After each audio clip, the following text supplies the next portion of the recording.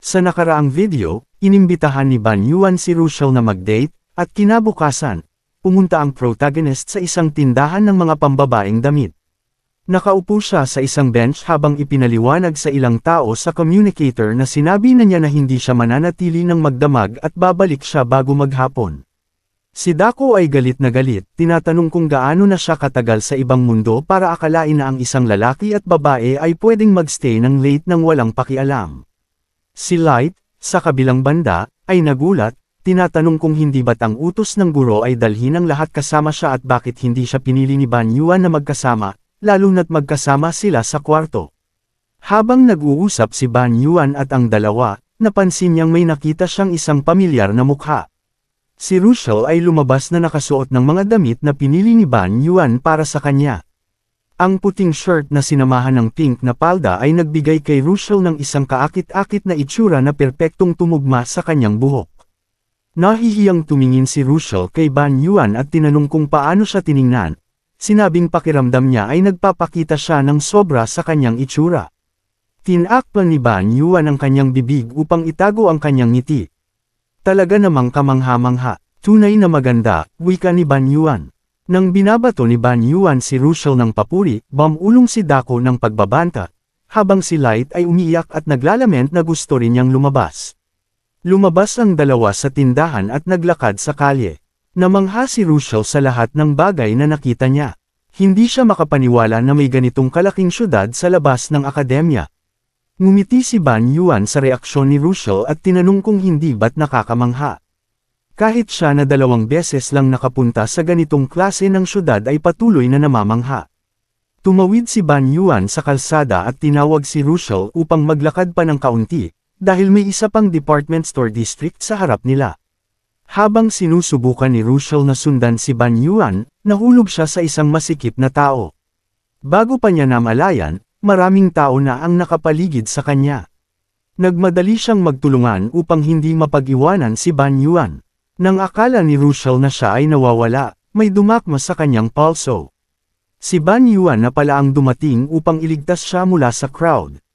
Pasensya na, wika ni Ban Yuan, nakalimutan kong unang beses mo dito. Namula si Russell nang makita niyang hawak ni Ban Yuan ang kanyang kamay. Alam ni Ban Yuan na dahil sa dami ng tao sa shopping district, mas mabuting maghawak sila ng kamay. Agad na umiwas si Ban Yuan at itinago ang kanyang namumulang mukha, hindi niya napansin na ganun din ang nangyayari kay Russell. Naglakad sila ng magkahawak kamay sa kalsada, tahimik lang. Sa parte ng kanilang outing, tinikman nila ang iba't ibang street foods tulad ng inihaw na karne at crepes at nag-shopping pa. Nagpunta rin sila sa isang tindahan ng mga candy na may plush toys, at nagdesisyon si Russell na bumili ng penguin. Pagkatapos, tumakbo sila sa isang parke, magkahawak kamay pa rin. Habang tumatakbo, nagkalat ang mga puting kalapati na lumipad papalayo habang parehong ngumiti ang dalawa. Sa magical na outing na ito, parehong mukhang masaya si Russell at Ban Yuan. Dumating ang oras ng tanghalian at nagpunta sila sa isang restaurant upang kumain. Tinanong ni Ban Yuan si Russell kung okay lang ba sa kanya ang mga pagkain dahil lahat ng ito ay gawa sa karne ng mga monster. Wala namang problema kay Russell, at ipinakita niya ito sa pamamagitan ng pagkain ng malaking piraso ng karne. Habang nag-e-enjoy si Russell sa pagkain, napansin ni Ban Yuan na masarap ito at nagustuhan din niya. Para kay Ban Yuan na unang beses kumain ng ganitong klase ng pagkain, napagtanto niyang mas maganda pa ito kaysa sa inaasahan. Namangha si Russell, hindi niya kayang paniwalaan na kumakain siya ng ganitong karne, at nagpapasalamat siya kay Ban Yuan sa magandang karanasan. Habang nalulunod sa mga iniisip, biglang napansin ni Russell na may nangyaring pagbabago. Si Ban Yuan, na kumakain din, ay napansin ang pagbabago sa ekspresyon ni Russell. Nang makita niyang nag-aalala si Russell, tinanong siya ni Ban Yuan kung may problema ba o hindi ba niya gusto ang pagkain. Ngunit iba ang dahilan ni Russell. Inamin niya na pakiramdam niya ay sobrang saya niya. Dinala siya ni Ban Yuan sa syudad pagkatapos ng matagal na panahon, dinala siya sa mga magagandang tindahan ng damit at pinatikim siya ng masarap na karne. Ngunit pakiramdam ni Russell ay wala siyang magawa upang makapagbigay pabalik kay Ban Yuan.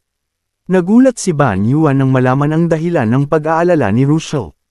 Tinanong ni Russell kung okay lang ba sa kanya na magsaya ng ganoon, lalo na't hindi pa niya alam kung makakatulong ba ito sa pagkontrol ng kanyang mga kakayahan. Pakiramdam ni Russell ay hindi siya sigurado.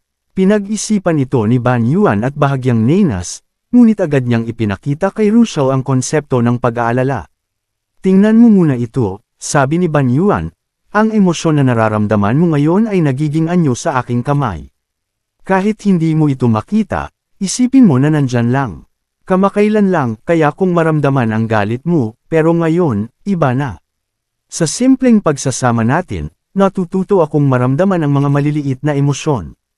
Kung magpapalapit tayo at magkaintindihan, sigurado akong makikita natin ang solusyon sa iyong mga problema. Tumango si Russell sa mga sinabi ni Ban Yuan, iniisip ang mga problema na kinakaharap niya sa mga sandaling iyon. Sa wakas, nakita ni Russell ang simbolo sa kamay ni Ban Yuan. Nang mga sandaling iyon, isinara ni Ban Yuan ang kamay na hawak ang konsepto ng pag-aalala, at tinangay ito. Ngumiti siya at ipinakita ang kanyang mga kamay na walang laman, na nagsasabing nawala na ang lahat ng alalahanin. Namangha si Russell ng matunghayan ang pag-dissolve ng liwanag na parang maliliit na bituin sa harap ng kanyang mata. Hindi lang ang lakas mula sa kapangyarihan ng kumikinang, kundi pati na rin ang mga salita ni Ban Yuan. Ipinapangako ko sa iyo ulit, sisiguraduhin kong malulutas ang iyong mga problema. Kaya sana'y mag-enjoy ka ngayon nang hindi na iniisip kung paano mo ako babayaran. Nang marinig ni Russell ang kahilingan ni Ban Yuan, tumango siya. Nakakabilib kung paano parang mahika ang bawat salitang sinabi ni Ban, na parang magiging totoo ang lahat ng ito. Kinusat ni Ban Yuan ang likod ng kanyang ulo at naalala ang huling laban nila. Kahit nasabayan mo ako ng lakas tulad ng huling pagkakataon, medyo sobra yata, wika ni Ban Yuan. Namula si Russell sa sinabi ni Ban Yuan at sinubukang ilihis ang usapan. Nagbago siya ng paksa at nagsalita ng medyo nahihiya. Kaysa sabihin ko na gusto ko sanang makilala ka ng mas mabuti, gaya ng ginagawa niya, sabi ni Russell. Nagtaka si Ban Yuan kung sino ang tinutukoy ni Russell. Natural, si Russell ay tumutukoy kay Dako, at ito nga ang pinagmulan ng kanyang mga saloobin. Si Dako, tanong ni Ban Yuan, naguguluhan. Anong bahagi ng pagiging friendly ang mayroon siya kung puro pagwasak lang ang alam niyang gawin? Si Russell ay nagayos ng kanyang mga kamay, isang galanteng kilos upang magpakalma. Sinabi niyang maaaring nakakatakot si Dako, ngunit mukhang gusto siya nito ng husto.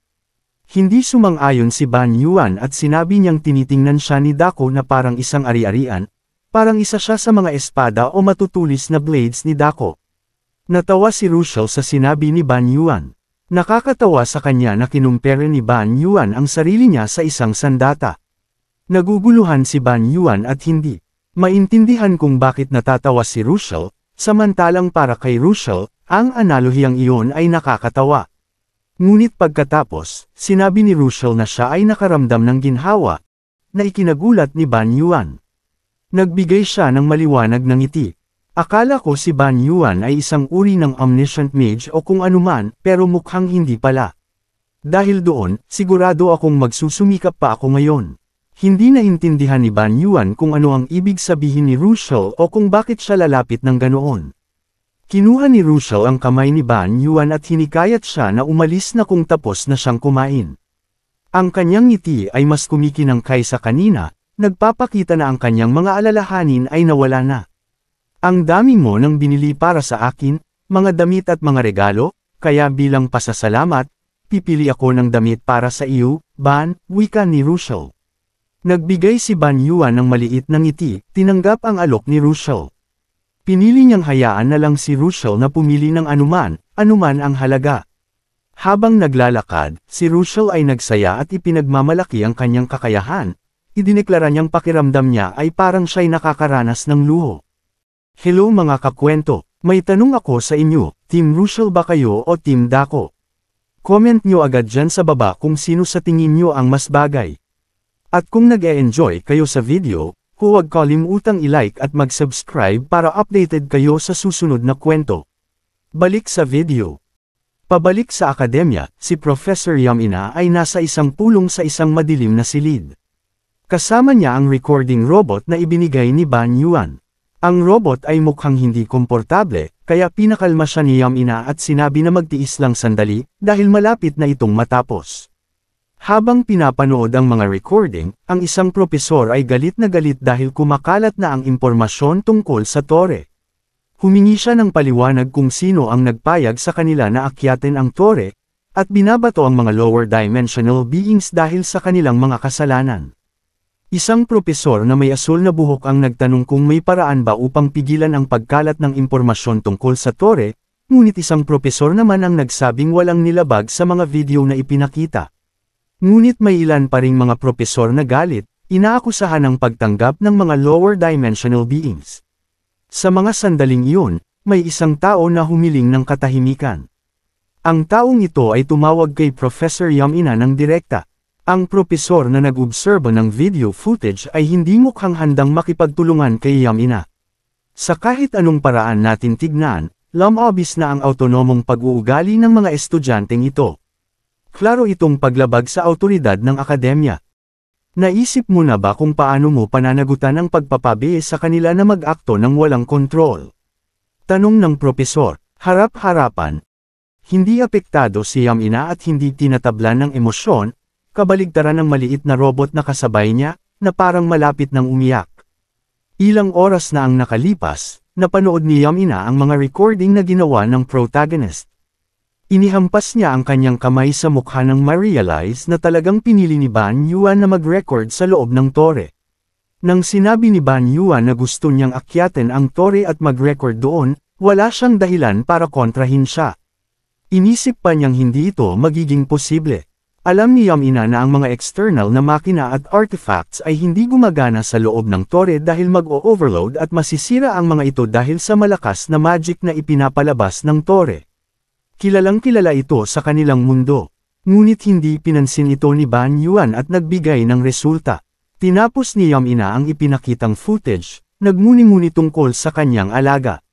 Sigurado si Yamina na hindi pa rin naintindihan ni Ban Yuan ang kahalagahan ng kanyang ginawa. Hindi lang dahil nakapagbalik siya ng mga recording mula sa tore, kundi dahil nakagawa siya ng isang tool na kayang gumana doon, isang bagay na hindi maiisip. At hindi natatapos doon ang mga kamangha-manghang ideya ni Ban Yuan. Nang magkita sila ni Yamina, sinabi ni Ban Yuan na gusto niyang i-upload ang video sa kanyang channel. Alam ni Ban Yuan na makakakuha ito ng atensyon. Ang kanyang paghihimagsik at ang grupo niya ay magkakaroon pa ng higit pang suporta mula sa mga estudyante sa academy. Nag-aalala si Yamina tungkol dito, na baka ang impormasyon tungkol sa tore, na kanilang pinaghirapan ng husto upang makuha, ay ipamahagi ng walang ingat. Gusto niyang malaman kung magsisisi ba si Ban Yuan sa kanyang ginawa. Ngunit sinabi ni Ban Yuan na ang kanilang pagsusumikap ay dapat ibahagi sa mga estudyante. Bukod pa rito, maliban kay Tyke, ang kanyang recording robot, wala na silang ibang paraan upang mag-record sa loob ng tore. Kaya't sa madaling salita, siya ang magmamonopolyo ng impormasyon. Plano niyang i-edit at alisin ang ilang bahagi, tulad ng mga constellations, bago ay publish ang video. Naniniwala siya na ang pagbabahagi ng impormasyon ay makikinabang ang lahat. Napansin ni Yamina na kamangha-mangha ang pananaw ni Ban Yuan. Madalas niyang pinapaalalahanan ito tungkol sa mga panganib sa akademya, ngunit nagawa nitong malampasan ang lahat ng iyon. Gayunpaman, pinaalalahanan siya ni Yamina na may mga magiging epekto, pero alam na iyon ni Ban Yuan dahil naipaliwanag na ni Yamina sa kanya na ang insidenteng ito ay magdudulot ng malalaki at maliliit na oportunidad.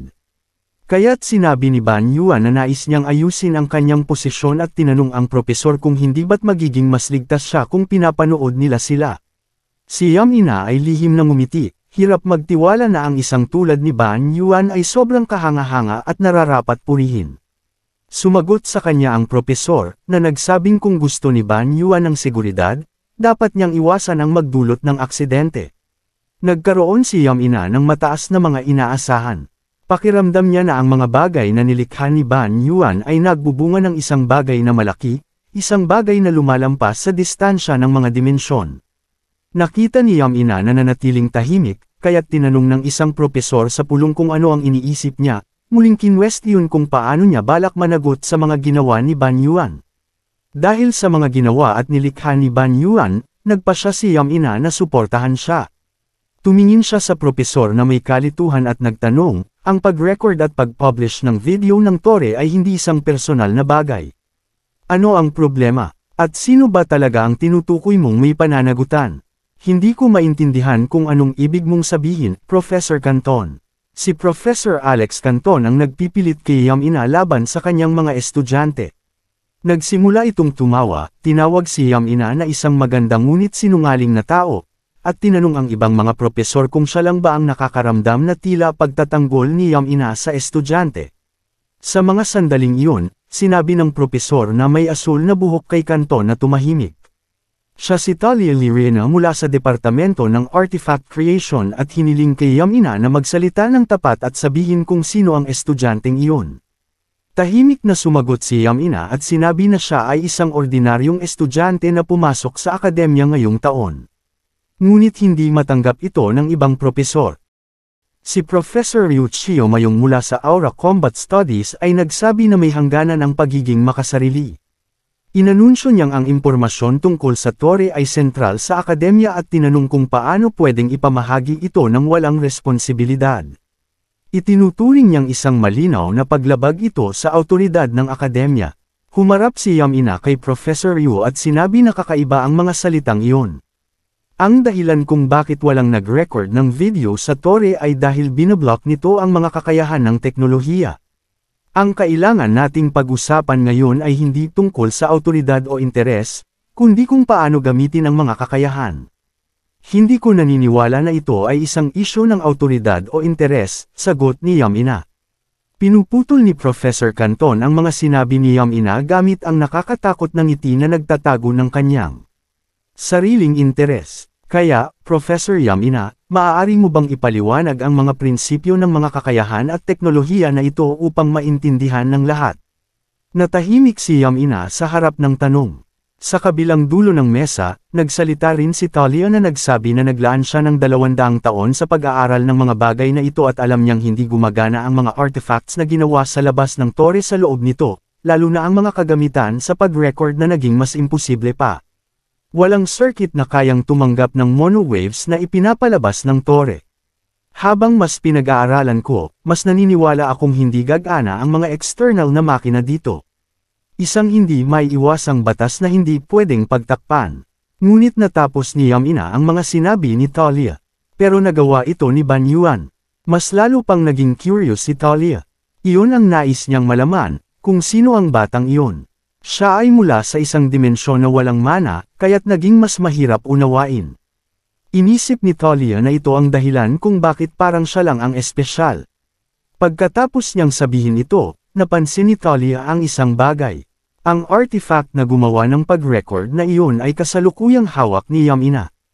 Ipinakita ni Talia ang isang determinadong hitsura at nagsuot ng kanyang guwantes bago hilingin kay Yamina na ibigay ang artifact upang ma-disassemble ito at malaman kung anong klase ng teknolohiya ang ginamit upang likhain ito. Hinagilap ni Yamina ang robot, tumangging ibigay ito kay Talia. Sinabi niyang siya ay inutusan na dalhin ang artifact sa pulong, ngunit ito ay isang achievement ng kanyang estudyante at hindi niya ito maipapasa kaninuman. Isang propesor pagkatapos ng isa pa ay nagsimulang lumaban kay Yamina, nagnanais matuklasan ang lahat tungkol sa artifact na iyon. Sa mga sandaling iyon, may isang tao na nagtaas ng kamay at humiling na tumigil na ang lahat. Ang propesor sa kanto ng mesa na malapit kay Yamina ay nagsabi na sobra na ang init ng usapan.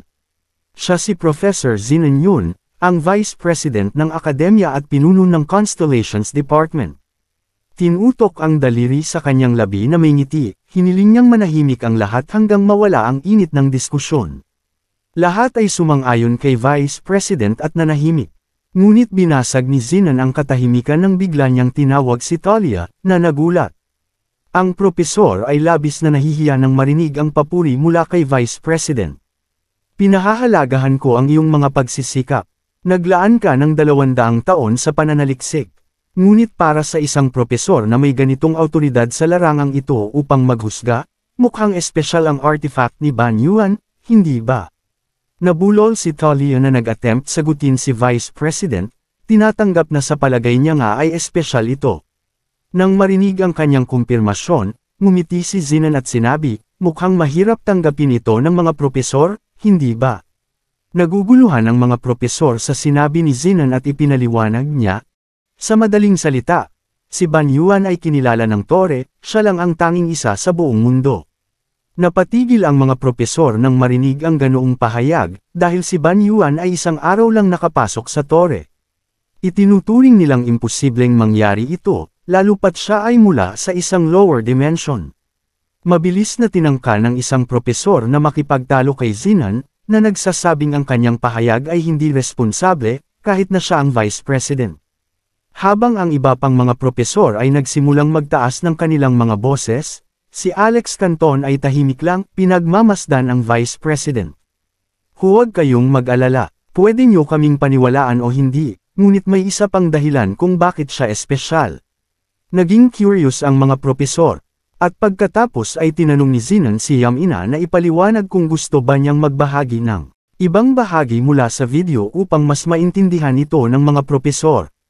Ang mga propesor ay naging galit nang malaman nilang may itinatagong bagay si Yamina. Naging nervyos si Yamina, at kinuha ni Zinan ang lead, tinatreto ito na parang hindi niya alam.